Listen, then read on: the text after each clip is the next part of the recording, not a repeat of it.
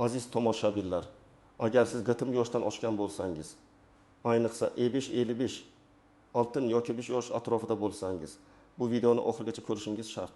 Chunki bugun men sizga pensiya, ish staji, rasmiy ish haqi, hujjatlar va davlat bazalaridagi ma'lumotlar bilan bog'liq juda muhim o'zgarishlarni tushuntirib beraman. Bu masala hali menga erta deb o'ylaydiganlarga ham, men allaqachon pensiyaga chiqqanman deydiganlarga ham tegishli.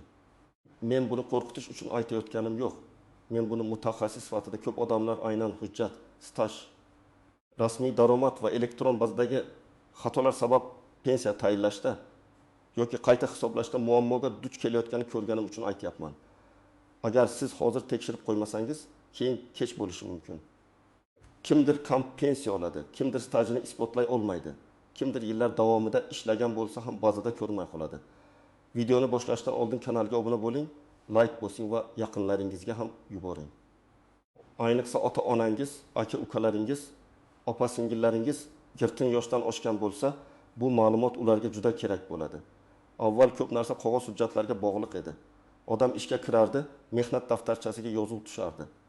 Ish joyidan ma'lumotnoma olardi. Arxidan hujjat topardi va pensiya yoshiga yetganda shu hujjatlar asosida pensiya tayinlanardi. Albatta, bu tizimda ham muammolar ko'p edi. Korxona yopilib ketgan, arxiv yonib ketgan, rahbarlar almashgan, mehnat daftarchasida muhr xira tushgan, sana noto'g'ri yozilgan, ism familiyada bitta harf xato bo'lgan holatlar juda ko'p uchrardi. Hozir esa vaziyat keskin o'zgardi. Davlat xizmatlari, pensiya tizimi, soliq organlari, bandlik, tibbiy ijtimoiy ekspertiza, bank va boshqa idoralarning ma'lumotlari tobora ko'proq elektron bazalar orqali tekshirilmoqda. Bu nimani anglatadi? Endi faqat men ishlaganman deyish yetmaydi. Sizning ishlagan yillaringiz, ish haqingiz, soliq to'langan to'lanmagani, rasmiy shartnomangiz bo'lgan bo'lmagani, korxona sizni xodim sifatida ko'rsatganmi yoki yo'qmi? Bularning hammasi ahamiyatli bo'lib qolmoqda. Eng muhim masala shuki, pensiya miqdori faqat yoshga qarab belgilanmaydi. Pensiya miqdoriga odatda ish staji, rasmiy daromad, to'langan badallar, hujjatlarning to'g'riligi va bazadagi ma'lumotlar ta'sir qiladi. Ko'pchilik men 30 yil ishlaganman, demak yaxshi pensiya olaman deb o'ylaydi.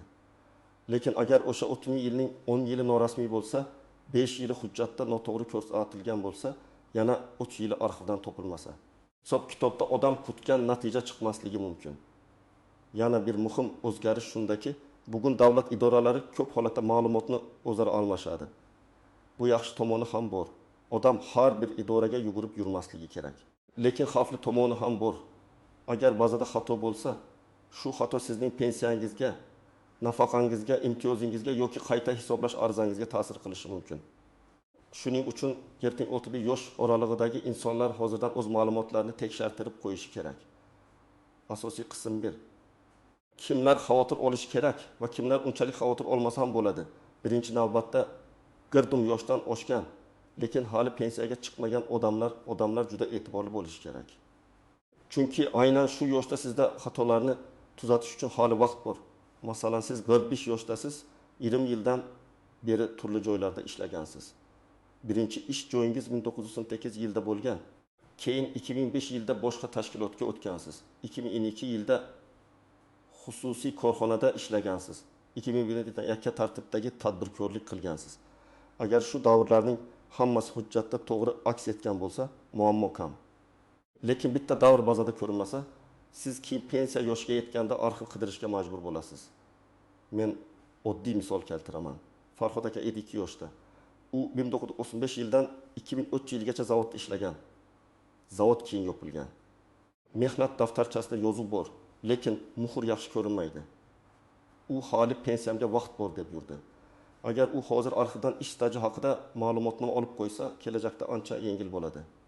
Ammo 10 yildan keyin arxiv boshqa joyga ko'chgan bo'lishi, hujjatlar topilmasligi yoki qo'shimcha tasdiq talab qilinishi mumkin. Natijada 2 yillik staj masalasi savol ostida qoladi.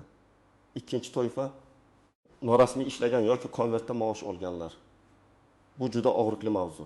Ko'p odamlar yillar davomida qo'lda maosh olgan, lekin hujjatda eng kam ish haqi ko'rsatilgan yoki umuman rasmiylashtirilmagan. Masalan, Gulnora opa 11 yil tikuvchilik sexida ishlagan. Har oy 3 million so'm olgan, lekin rasmiy hujjatda u faqat 20 million so'm olgan deb ko'rsatilgan.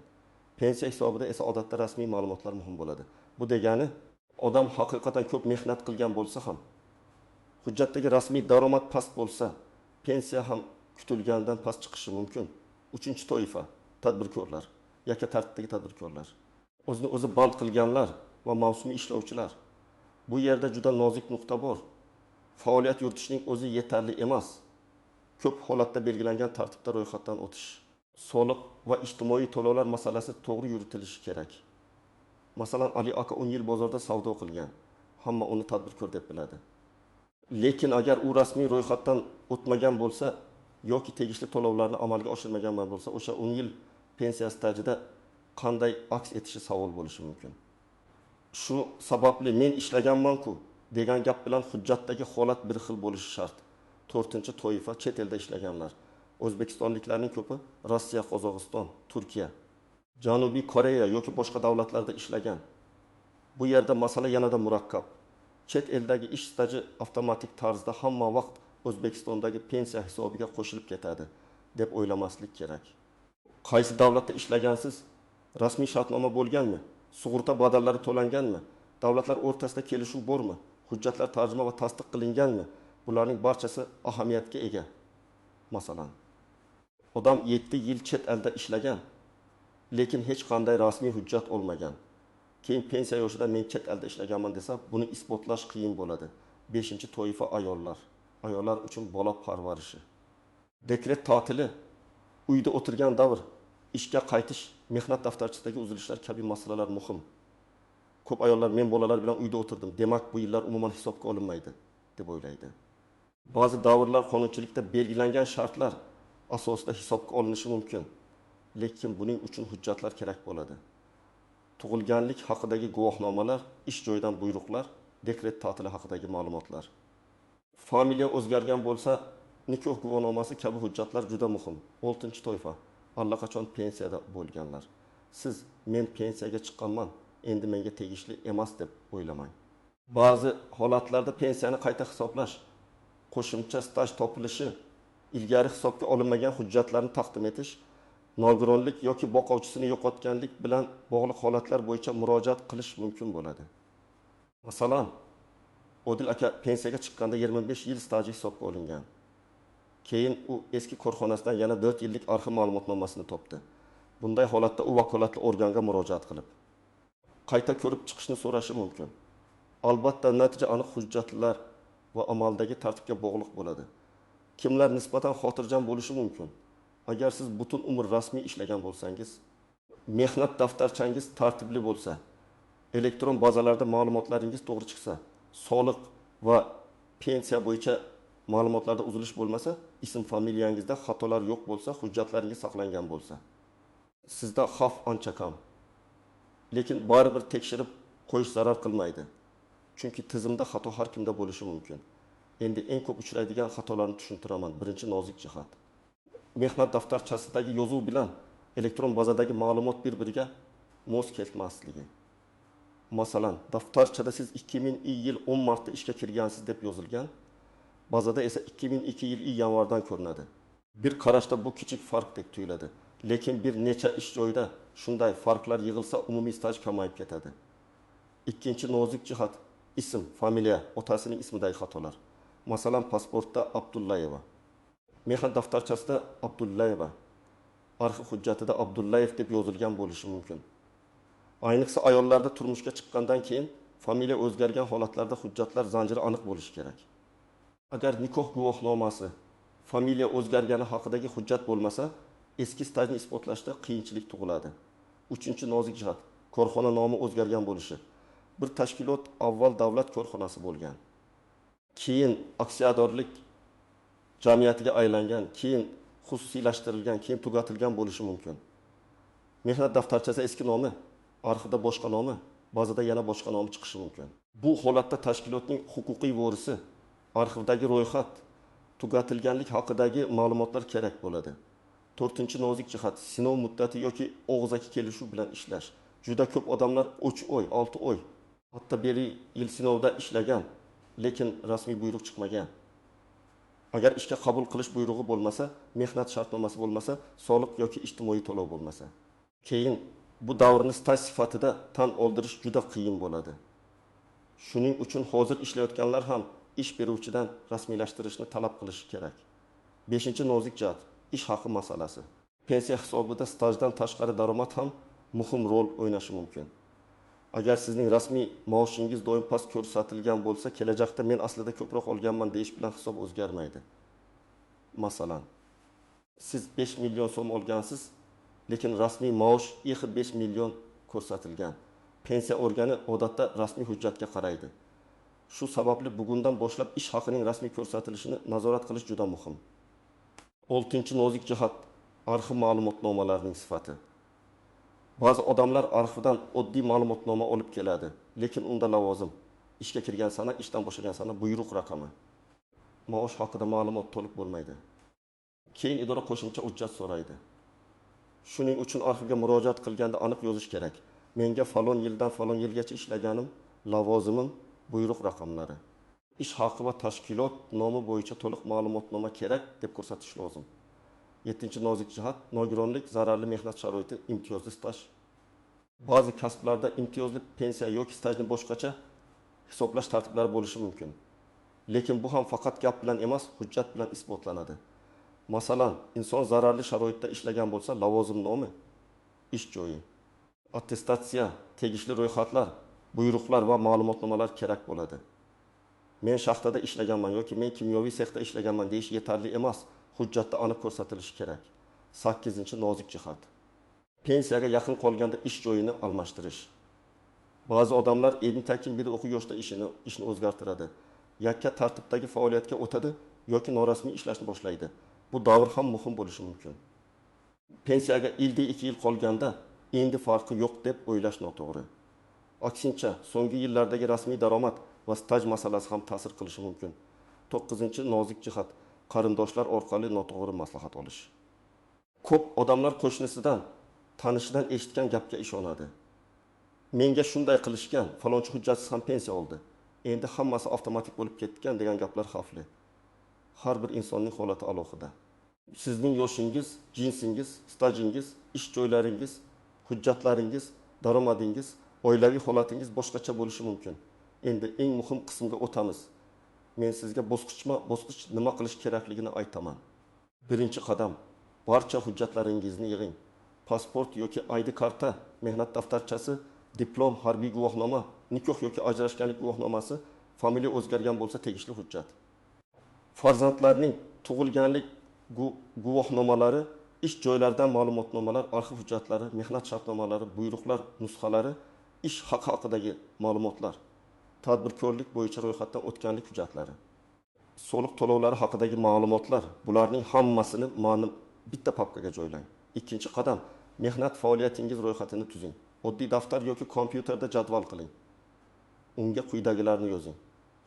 Qaysi yili qaysi tashkilotga ishga kirgansiz, qachon chiqqansiz, lavozimingiz nima bo'lgan, tashkilot qayerda joylashgan, rahbar yoki kadrlar bo'limi bo'lganmi, hozir tashkilot ishlayaptimi yoki yopilganmi?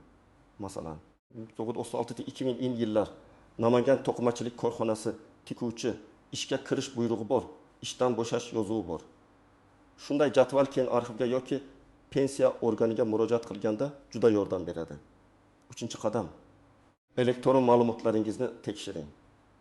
Buning uchun myPOK.uz Davlat xizmatlari markazi, pensiya jamg'armasi bilan bog'liq rasmiy xizmatlar, soliq organlarining shaxsiy kabineti kabi rasmiy manbalardan foydalanish mumkin. Agar o'zingiz internetdan foydalana olmasangiz, farzandingizdan, ishonchli yaqinlaringizdan yordam so'rang yoki davlat xizmatlari markaziga boring. Muhimi, Telegramdagi noma'lum botlarga pasport ma'lumotingizni yubormang. Faqat rasmiy sayt va rasmiy idoralardan foydalaning. 4-qadam, hozirgi ish joyingizni tekshiring. Ish beruvchidan siz bilan mehnat shartnomasi tuzilganmi, buyruq chiqarilganmi, ish haqi rasmiy ko'rsatilganmi, soliq va boshqa to'lovlar o'z vaqtida amalga oshirilganmi? Shuni aniqlang. Agar ish beruvchi keyin rasmiylashtiramiz desa, bu sizning kelajakdagi pensiyangizga zarar yetkazishi mumkin. Siz bugun qulaylik uchun jim tursangiz, 11 yildan keyin o'zingiz aziyat chekasiz. 5-qadam, arxiv masalasini kechiktirmang. Agar eski korxona yopilgan bo'lsa, tuman yoki viloyat arxiviga, tegishli idoraga, korxonaning huquqiy vorisiga murojaat qiling. Arizada aniq yozing. Men falon tashkilotda falon yillarda ishlaganman. Ish stajimni va ish haqimni tasdiqlovchi arxiv ma'lumotnomasini berishingizni so'rayman. Arizaga pasport nusxasi, mehnat daftarchasi nusxasi va mavjud hujjatlarni ilova qiling. Javobni yozma shaklida oling. Og'zaki topilmadi degan javob bilan cheklanib qolmang.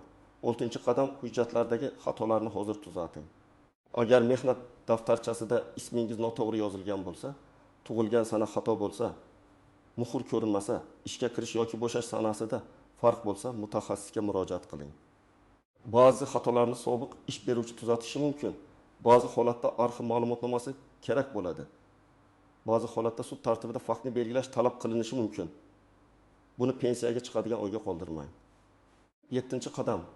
Chet elda ishlagan bo'lsangiz, hujjatlarni to'plang. Mehnat shartnomasi, ish beruvchidan ma'lumotnoma, sug'urta yoki soliq to'lovlari haqidagi hujjatlar, yashash va ishlash ruxsatnomalari, bank orqali olingan maosh hujjatlari, tarjima va notarial tasdiq masalalarini tekshiring. Chet eldagi hujjatni keyin topish juda qiyin bo'lishi mumkin. Ish beruvchi yopilib ketadi, ma'lumotlar o'chadi, aloqa uziladi. Shuning uchun hozir saqlab qo'ying. 8-qadam. Agar pensiya tayinlangan bo'lsa ham, hujjatlaringizni qayta ko'rib chiqing. Sizda ilgari hisobga olinmagan staj bormi? Arxivdan yangi ma'lumot topildimi? Ish haqi bo'yicha qo'shimcha hujjat bormi? Shuni tekshiring. Agar asos bo'lsa, vakolatli organga yozma ariza bilan murojaat qiling. Arizada pensiyamni qayta hisoblab berishingizni so'rayman. Chunki falon davrdagi ish stajimni tasdiqlovchi hujjat ilova qilinmoqda deb aniq yozing. 9-qadam. Har bir murojaatni yozma qiling. Telefon orqali yoki og'zaki gaplashish yetarli emas. Davlat xizmatlar markazi orqali, pochta orqali, elektron portal orqali yoki idoraning qabulxonasi orqali ariza bering. Arizangiz ro'yxatdan o'tganini tasdiqlovchi raqamni saqlang. Javob kelmasa takroriy murojaat qiling. Javobdan norozi bo'lsangiz, yuqori turuvchi organga yoki belgilangan tartibda sudga murojaat qilish huquqingiz bor. 10-qadam. Hujjatlarning nusxasini saqlang. Har bir ma'lumotnoma, ariza, javob xati, mehnat daftarchasi sahifalari, shartnomalar, buyruqlar nusxalarini skaner qilib telefoningizda, flashkada yoki bulutli xotirada saqlang.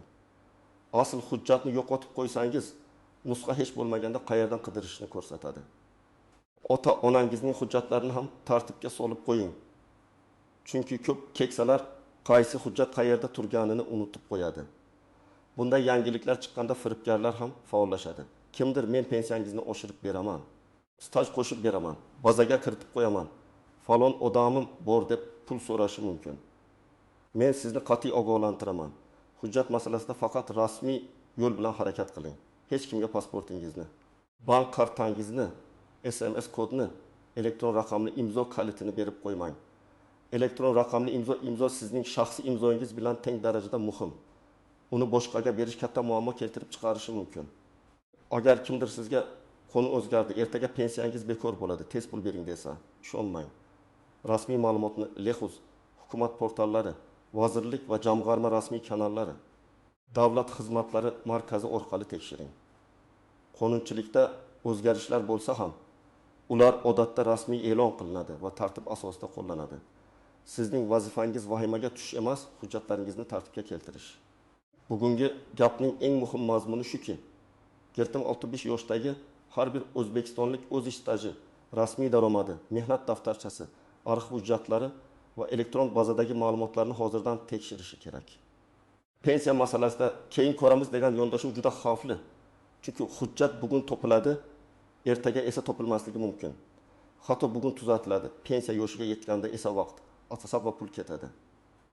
Men sizga tavsiya qilaman, bugun hujjatlaringizni yig'ing, ish joylaringiz ro'yxatini tuzing, elektron bazalarni tekshiring, arxivlarga murojaat qiling va barcha javoblarni yozma oling. Agar tushunarsiz holat bo'lsa, rasmiy idoraga yoki malakali mutaxassisga murojaat qiling. Sizda shunday muammo bo'lganmi?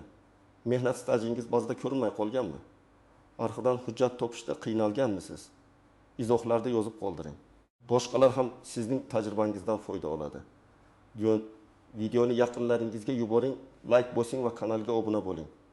Chunki men bu kanalda oddiy odamlar bilishi shart bo'lgan huquqiy, ijtimoiy va moliyaviy masalalarni tushunarli qilib tushuntirishda davom etaman.